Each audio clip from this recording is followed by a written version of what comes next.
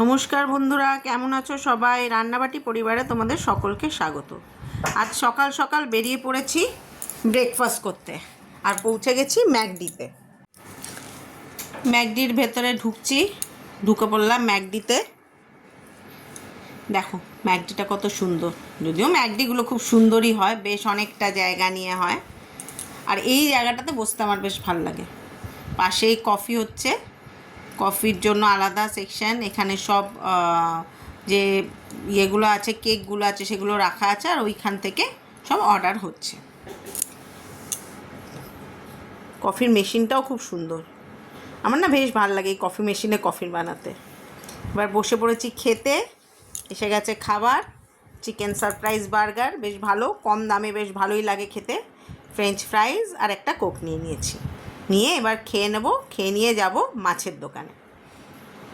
চললাম মাছের দোকানে, তোমাদেরকেও সাথে করে নিয়ে যাচ্ছি। যদিও এখানে একটা বড় মাছের বাজার আছে, সেটা পরের দিন তোমাদের দেখাবো। আজকে আমি যে দোকান থেকে মাছ নিই সেখানে একটা বাঙালি মাছের দোকান। দেখো ইলিশ মাছ আছে, পমপ্লেট মাছ আছে, পাশে লোটে মাছ আছে, তেলাপিয়া আছে, এখানে সার্ডিন মাছ আছে, অনেক রকম মাছ পাওয়া যায়। বাঙালি মাছগুলো সবই প্রায় যায়, চিংড়ি আছে, পাবদা আছে, তারপরে এদিকে আছে বোয়াল, আর রুই কাতলা তো আছে। মাছের এখানে বেশ সব রকম বাঙালি মাছ এখানেই পাওয়া যায়।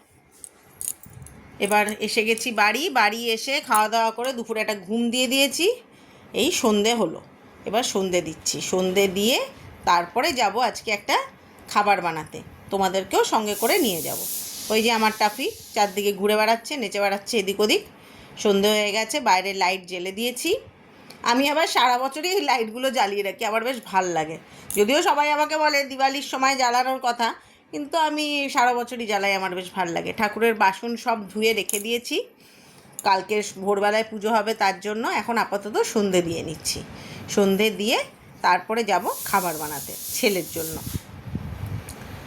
ঠাকুর পুজোটাও হয়ে গেছে, সন্ধে দেওয়া হয়ে গেছে। এই দেখো আমার ঠাকুরের সিংহাসন, ঠাকুরের সিংহাসনে সুন্দর করে ধূপ জ্বেলে সন্ধে দেওয়া হয়ে গেল।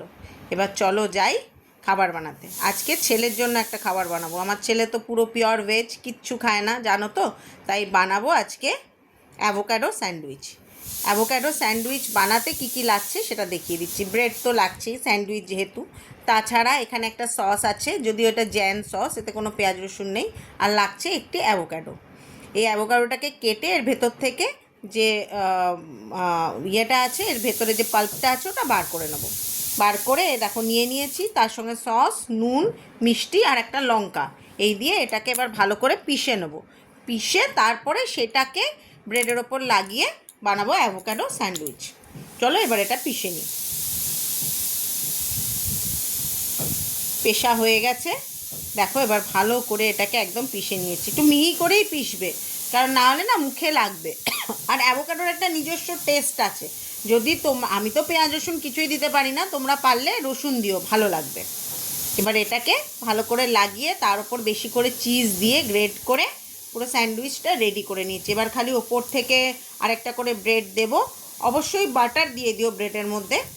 ব্রেড দিয়ে তারপরে সেটা স্যান্ডউইচ বানাবো। আর এই যে দিলাম একটু গোলমরিচ গুঁড়ো, তোমরা চাইলে আরও যা যা ইচ্ছা হয় অ্যাড করতে পারো। আমি তো একদমই জ্যান বানাচ্ছি, মানে পেঁয়াজ রসুন ছাড়া, তাই আমি এতে কিছুই দেবো না। অবশ্যই এটা যদি এমনি করেও বানাও তাহলেও দেখবে বেশ ভালো লাগবে। চলো এবার সেঁকে নিয়ে এটাকে।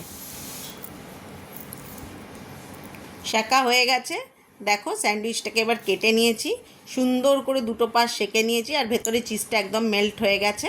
তৈরি হয়ে গেছে আমাদের অ্যাভোকাডো স্যান্ডউইচ। এবার খেতে দিয়ে দেবো ছেলেকে। যাক, আজকের ব্লগটা এখানেই শেষ করলাম। তোমাদের ভালো লাগলে লাইক করো, কমেন্ট করো, শেয়ার করো আর সাবস্ক্রাইব করো।